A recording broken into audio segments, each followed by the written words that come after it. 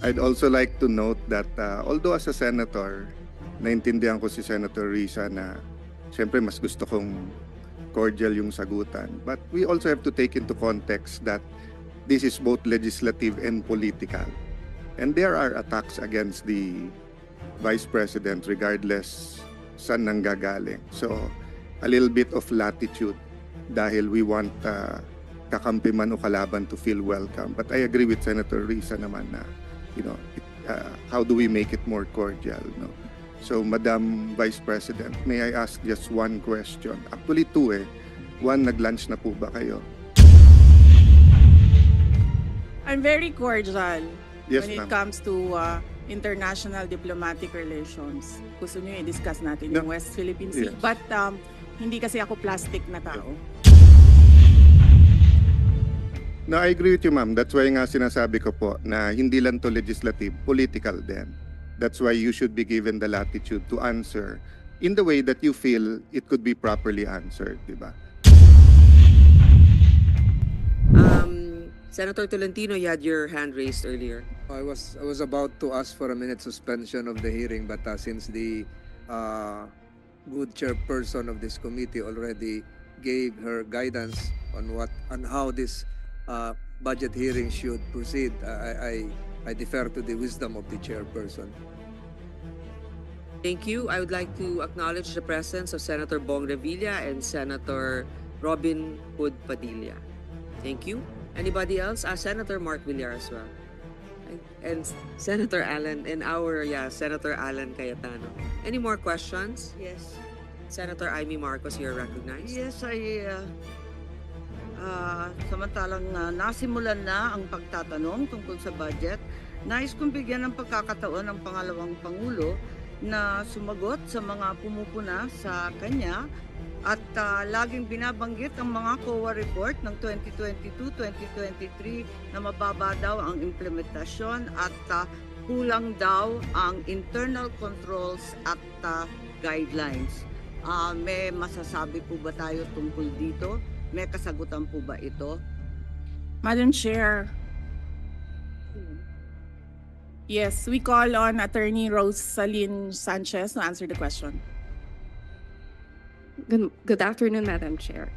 On the first question on the low implementation of some of the programs, Your Honor, some of the programs were just started to be implemented by the office in 2023. So we are still in the process of fine-tuning the details of the program and obtaining the requirements from the applicants of the programs. Specifically on the Magnegosyo Taday project, we have seen that some of our target beneficiaries have difficulty in complying with the requirements, and we are closely working with the Commission on Audit to streamline the process for the application of the program. And on the controls, on the matter of controls, Madam Chair, we would like to know that we have not received, we would like to know that audit findings are still not yet final, and we are again working closely with COA to improve our processes and address the issues that they have raised during the audit, Madam Chair.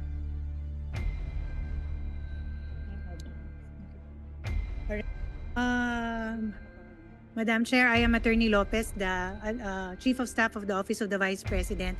As regards the first question on the matter of the low implementation rate of the Office of the Vice President, for the past 2 years, Your Honor, for year 2022 and 2023, as we have presented early on, the Office of the Vice President has a 92% utilization rate actually, but it is as of date, as of now, as of June, July, the rate is stands at 40%, primarily because most of our programs are rolled out towards the second semester. Particularly, for example, the Pagbabago Bag in time for the opening of the school year, and also the launch of our Pansara program, which we will also be launching upon school opening. So this is a big bulk of the budget of the Office of the Vice President.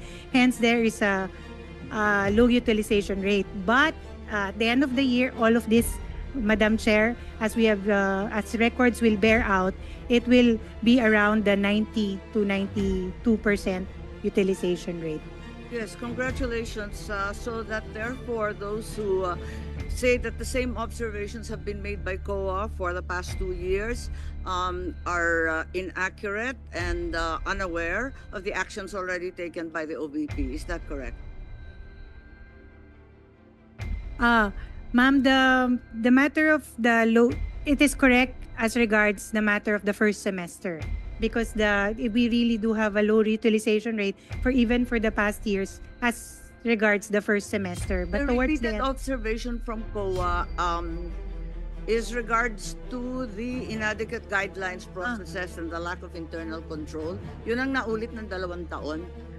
Na isaayos na ba yan? Kasi Opo. nabanggit ni attorney na kausap na ninyo yung COA at ginagawa na ng guidelines na sapat. That is correct, Your Honor. We are working continuously with the team from the Commission on Audit to improve and streamline our processes and guidelines. Nakakatuwa yung budget ninyo, nautangan pa kayo ng CHED. Nabayaran na ba kayo ng 18 million na utang?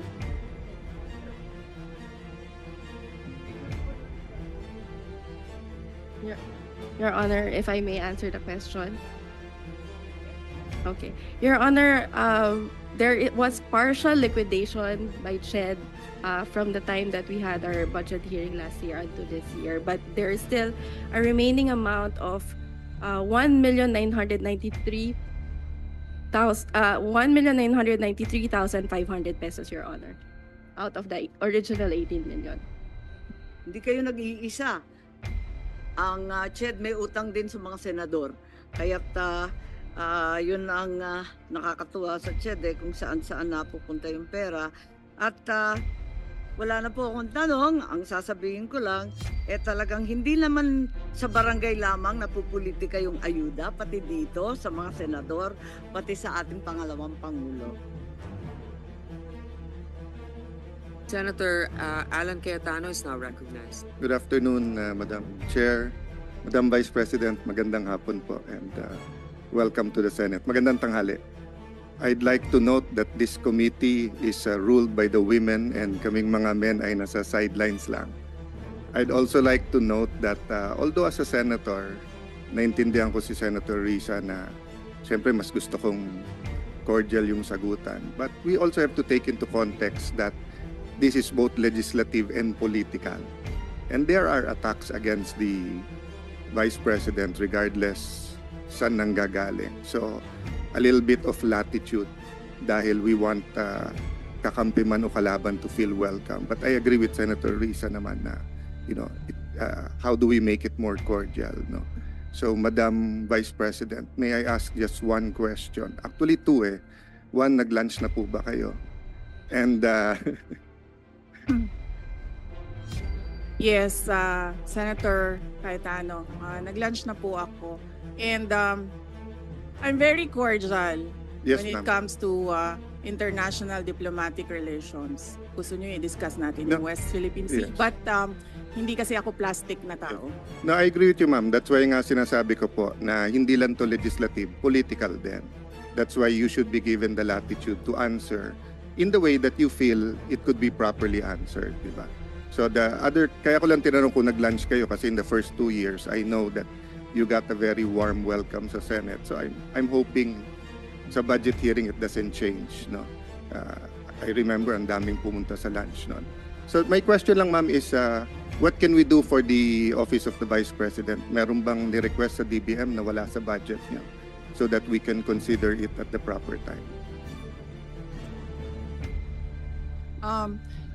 No, we are already okay with the approved budget from the Department of Budget. The approved proposed budget in the NEP from the Department of Budget and Management. And we leave it up to members of Congress to decide on the budget. Thank you. Thank you, Madam Chair. Thank you to the Office of the Vice President. Any more questions?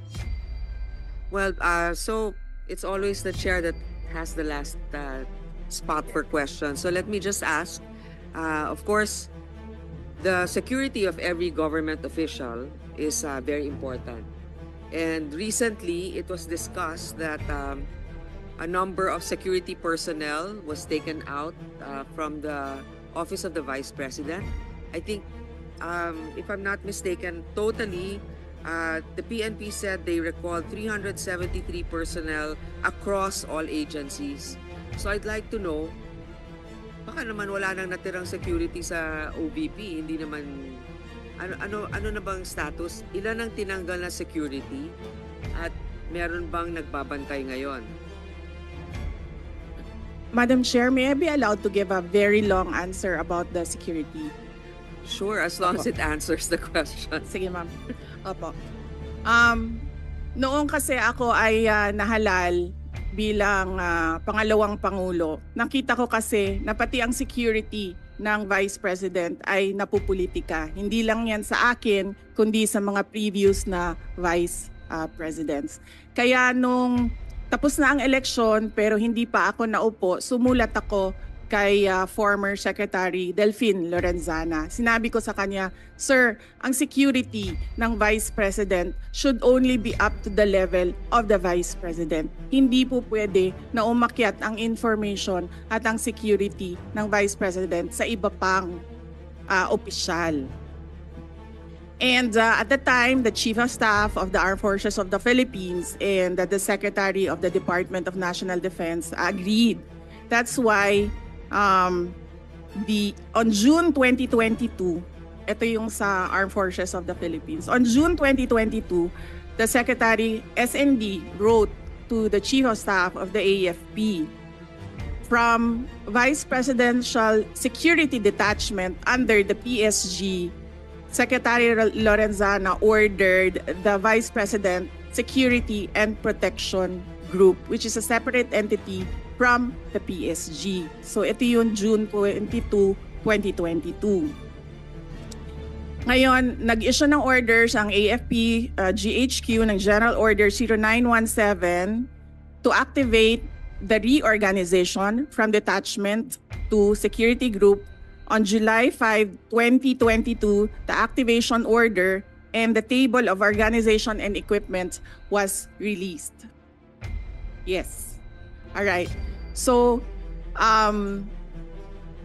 hindi ko alam kung ano ang nangyari sa Philippine National Police, but apparently they decided that they will mirror what the AFP did. So, noong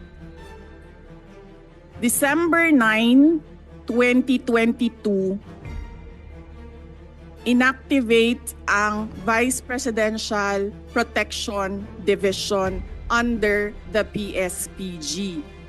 Ito under ng NHQ General Order OPL 22-22 and NAPOLCOM Resolution 2022-0675. Kaya po mali yung sinasabi ng lahat, hindi lang ako nagsasalita, ngayon lang ako nabigyan ng opportunity na magsalita.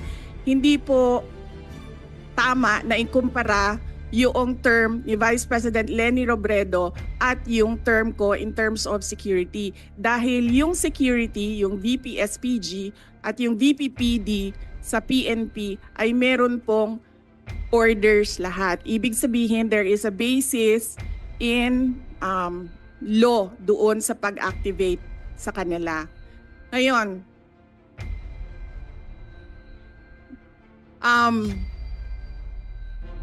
yung sa Philippine National Police, kinuha nila ang 75 na personnel. Sila ang pumili kung sino yung kukunin nila. Makikita nyo, as I said in my statement, it was a targeted list. Madami doon sa mga security na yon. Security is a trust and confidence position. Kasi ibibigay mo sa kanila yung kanang pagsalig nimo sa imuhang kinabuhi, ihatag na nimo sa ilaha. Ngayon, nakalagay doon sa listahan, kasama ko since 2007 when I was Vice Mayor, kasama ko since 2010 when I was Mayor, and madami doon kasama ko from 2016 during the term for 6 years. of President Rodrigo Duterte. Makikita nyo yon sa listahan kung isa-isahin natin. So it was a targeted list. It was a political move. It was political harassment. Ngayon, nag-iwan sila ng 38. 38 na hindi namin kilala. 38 na sila ang nagsabi kung sino ang maiwan. Sinalatan namin sila, sinabi namin, hindi na namin tatanggapin yung 38 ninyo. Ibabalik na namin yan sila lahat sa inyo. So there are no more PNP personnel in the Office of the Vice President. Ang naiwan na lang ay yung mga nasa VP SPG under the Armed Forces of the Philippines. Wala pong ginagastos ang OVP sa sweldo nito nila lahat dahil hindi po sila hinahire. Personnel na po sila ng ating AFP na dinidetail papunta sa Office of the Vice President. So, to answer your question, Madam Chair, meron pong security and all of them under AFP because we refused the personnel na sinabi. Ito na naman tayo kay General Marbil. Sinabi niya, ibabalik niya kapag mag-request kami. Sinulatan nila kami na mag-request kayo kasi ibabalik namin. Hindi ko gagawin yan. Thank you, Madam Vice President. So right now, your security detail is composed of AFP officers, soldiers, I suppose. Yes, Madam Chair, officers and enlisted personnel. Mga ilan-ilan kaya sila? May we request Colonel Lachica to answer? Nakakagulat din yung statement ng PNP. I guess he wants it on his record, but I find it a little also irregular na you're right, it's a trust issue. And if you're familiar with certain individuals, they have to explain why maybe in the budget hearing of the PNP, we can ask them why they chose the individuals to remove from your detail. But I'd like to know also how many is left from the AFP. And I think the AFP is also quite capable. Ilan po, Mr. Lachica? Madam Chair, good afternoon. I think I cannot disclose the number, but I have here our activation order and our table of organization. Why can't you not disclose the number? For security reasons, ma'am. Okay. I will. Madam Chair, Yes. sabihin mo na, sir. From our table of organization, ma'am, and equipment, we are authorized to have 364 personnel coming from the different major service of the AFP. But for our actual number, as of now, 337 po, ma'am. And this is under the AFP. And this doesn't come from the budget of the OVP? Or? Yes, Madam Chair. Okay. Thank you very much. That's all. Any more questions? Senator Bato de la Rosa is recognized. Ma'am, I just would like to inform this committee that during our last hearing with my Committee on Public Order and Dangerous Drugs, that issue was raised. And I told Chief PNP, General Marbil, na hindi na nire-request ng Office of the Vice President na ibalik yung tinanggal niya ng mga pulis. Kung pwede lang, ibalik sa kanilang pinanggalingan na unit.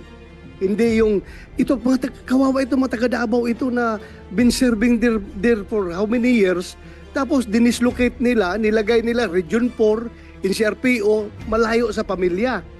So, ang request na lang namin, ako, bilang Davao-inyo, na-request ko lang sa kanya, maawa ka naman dyan sa mga pulis na yan, ibalik mo doon sa kanilang pinanggalingan. Kung taga Davao City yan, taga Davao Oriental, taga Cumbal, taga Cotabato, ibalik mo na yan doon. And he promised me na ibalik daw niya. I don't know until now because hindi ko pa alam kung anong nangyari sa usapan namin. Yun lang, para lang mabalik yung mga pulis yan, kahit na hindi na ibalik security kay Vice President. Just for the record, ma'am. Thank you, thank you. Madam Chair.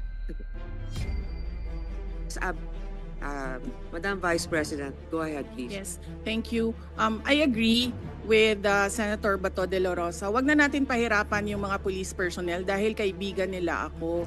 Ibalik lang natin sila sa mga pamilya nila. Thank you. Actually, Senator Tolentino is the Vice Chair for the Committee of the DILG for this budget season, Vice Chair Finance.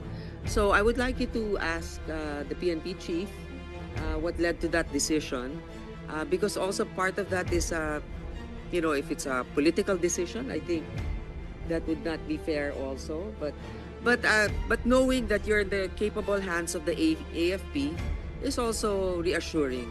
But this has to be raised. Definitely, Madam Chair, this will be asked as a policy question to be directed to the Chief PNP. Madam Chair. Senator Yes, you- Cayetano. Yeah, just because we're on security, Madam Vice President, could you indulge me in just one last question lang? Ang DOTR or NAIA ba nagsulat, explain at nag-apologize na sa inyo dun sa CCTV, hindi pa? Senator Alan Peter Cayetano, thank you. Hindi sir. Ang nangyari kasi dito, itong tao na ito apparently is assigned doon sa NAIA. Ang tao na ito is a media person na-assigned permanently, I think, sa NAIA because this is the second time na nilabas niya yung istorya sa mga anak ko. Yung una, when I left for Singapore, year 2021. Wala naman akong problema doon. Ang aking problema lang is itong tao na ito, nilalabas niya pati yung information na kasama ko yung mga anak ko. Alam namin kung sino siya. We have footage na kumukuha siya ng cellphone footage. Ang sinasabi ko lang doon sa aking statement ay dapat siguro i-beef up ng NAIA ang security nila dahil may tao doon sa boarding lounge na hindi pasahero at hindi employee ng gobyerno at hindi employee ng NAIA.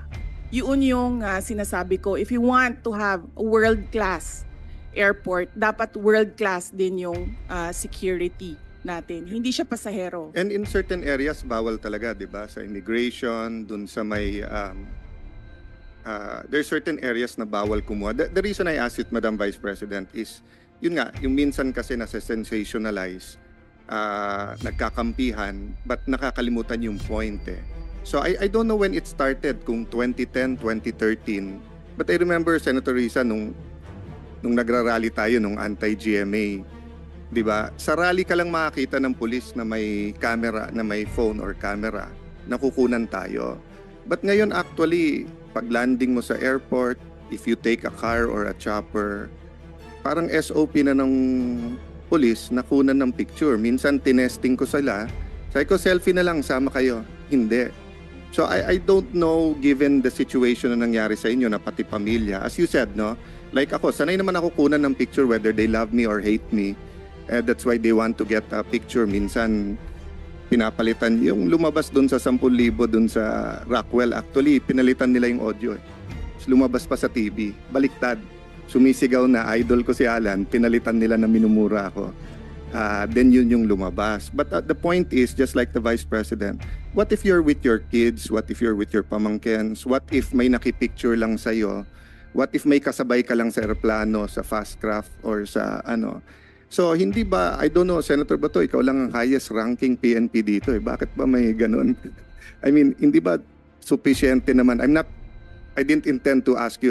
Baka I asked this But para I intend matanong to din. answer. Yeah. But I intend to Kasi- answer. No, kasi my point of view naman is, if it's for the record, unang-una, pag sumakay ka ng helicopter or ng aeroplano, dapat talaga may manifest yon. Pag landing mo, nandun yung police, eyewitness ka naman, dapat isulat yon. So if factually, pumunta yung Vice President sa aeroplano, sumakay sa papuntang Davao, factually naman pwede mo isulat eh. Hindi mo naman kailangan ng project nga, ang daming ghost, ayaw kunan ng COA at saka ng DPWH ng cellphone, nawawala yung project eh. Pero tao sa atin, yung security, parang medyo, yun nga, I find the problem, baka we should really look into that. I would like to also give my experience on that. What I noticed is, for example, we're a guest in a certain event or in a province, usually without even us requesting, the local government will ask the PNP to assist a public figure.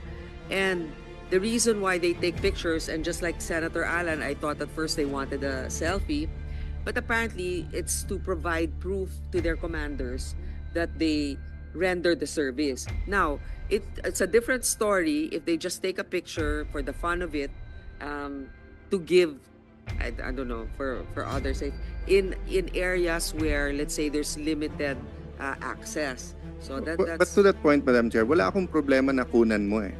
But yung storage at paanong gagamitin, given that, so for example, we're talking about security ngayon, di ba? Kung sa Secret Service nga, na pinaka-professional, na kahit Democrat o Republican, may congressional hearing ngayon dahil dun sa nakalusot kay ex-President Trump. Sa atin pa kaya na we try na walang politika sa PNP at saka sa AFP, pero nakikita naman natin kahit anong administrasyon, meron talagang tendency. So, my point is, if they're there to keep their officials safe, is it actually safe? As the Vice President said, that nasa terminal ka na high security, meron may cellphone kumukuha, hindi naman pala empleyado, so wala naman silang pananagutan sa batas or sa airport. Ganun din sa atin, wherever we go. Pagka nagbus ako papuntang Bicol, kung 8 hours yun, pupungas-pungas ka pa pagbaba mo. Kailangan mo siguraduhin na ano ka kasi may kukuha sa'yo. Then you don't know where that picture will go. You know, sometimes things happen for us to look into it. So I'm nalulungkot ako na yung na-involve yung pamilya ng ating Vice President, regardless of whether we are for or against her politically.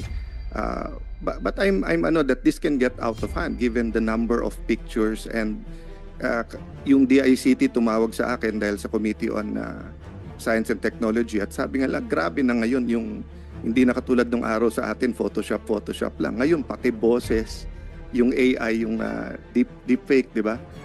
So pati video talagang pwedeng i-manipulate. No? kahit nga hindi ka nakunan pwedeng lumabas na may picture. No, as public figures, we cannot really avoid having our picture taken, but the issue here is in an area that's restricted. So I think that the DOTR has to do their best effort to make sure that only authorized individuals are in certain areas, and that they also have to take care of their CCTV, whatever. I mean, unless it's for the interest of the public, the safety of our national security issue, right? They better be careful with the information that they are handling.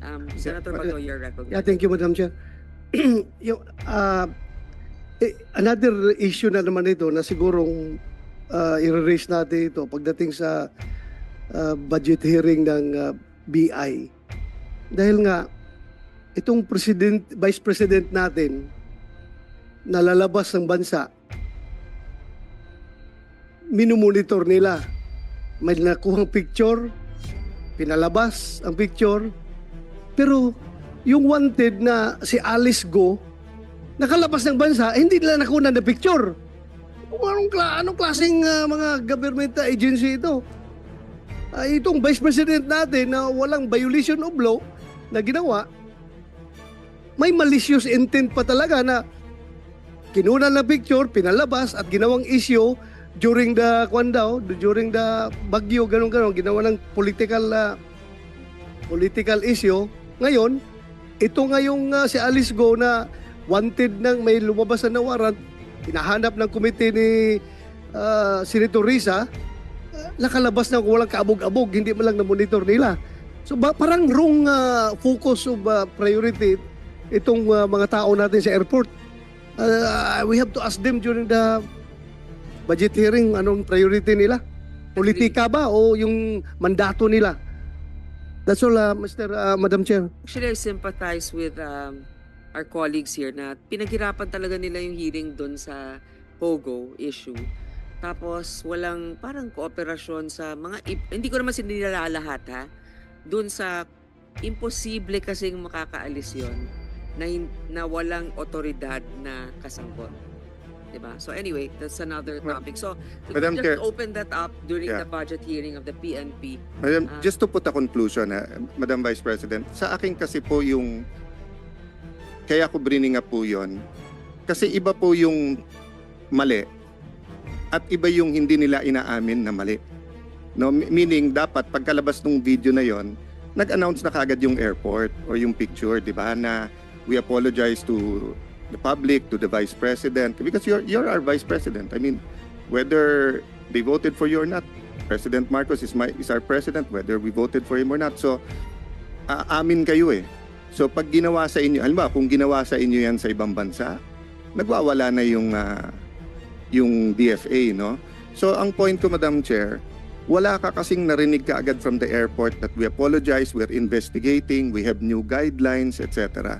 That's why tinulay ko dun sa police, because it could suddenly happen to an ordinary mayor, congressman, barangay captain if we're taking pictures everywhere. At having said that, as you said, we're open naman. Wala naman tayo tinatago sa public. Baka gantihan ko na lang yung ibang police. Kukunan ko rin sila pag nasa fort sila.